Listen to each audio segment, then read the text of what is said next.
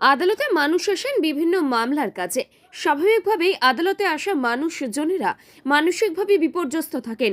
ফুল যে কোনো মানুষের মনে স্বস্তি দেয়, ঠিক সেই বিষয়কে মাথায় রেখেই বৃহস্পতিবার মেখলিগঞ্জ আদালত চত্বরে ফুল গাছ লাগালেন মেখলিগঞ্জ মহকুমা আদালতের আইনজীবীরা।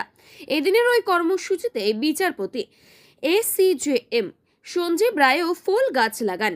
ফুল গাছ লাগাতে দেখা যায় কোচবিহার জেলার দাপুটে আইনজীবী বিবেক কুমার দত্তকেও।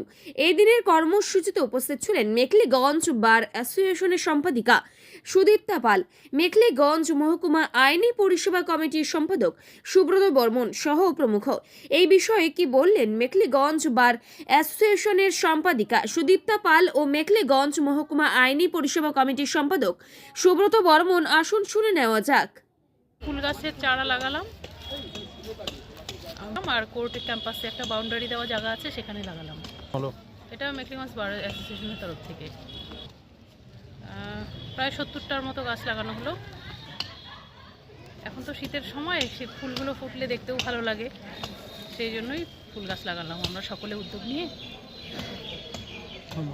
আজকে গাছ লাগানো কর্মসূচি, ফুল গাছও আছে, অন্যান্য গাছও আছে।